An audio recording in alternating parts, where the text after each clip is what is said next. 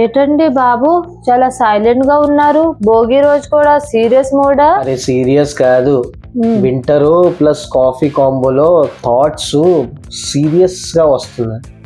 ఫాస్టా లేక బ్రేక్ఫాస్ట్ గురించా?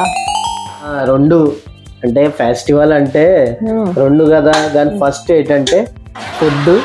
అసలు భోగి అంటే ఏంటి, నీకు మీనింగ్ తెలుసా? అవును, మార్నింగ్ లేవాలి, కాఫీ తాగాలి, వైఫ్ తో సైలెంట్ గా కూర్చోవాలి. సైలెంటా? నువ్వు సైలెంట్ ఉంటే వరల్డ్ షాకింగ్ న్యూస్ ఉంటది బాబోయ్. సరే సరే, భోగి అంటే ఓల్డ్ హ్యాబిట్స్ ని పక్కన పెట్టి ఫ్రెష్ గా స్టార్ట్ చేయడం కదా. కరెక్ట్. సో ఈ రోజు నుంచి ఫోన్ కొంచెం తగ్గించు. సర్లే, నెక్స్ట్ భోగి నుంచి స్టార్ట్ చేస్తా. నువ్వు చెప్పని వినడం గురించి బాగుంటది కానీ ఫాలో చేయవు.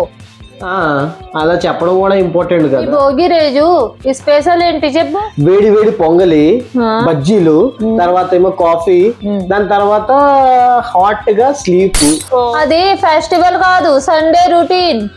సరే, ఒకటే కన్ఫెస్ చేస్తా. అయ్యో భోగి కనిపిస్తానా? చెప్పు. ఫెస్టివల్ రోజు నువ్వు పక్కన కూర్చుంటే భోగి సెకండరీ.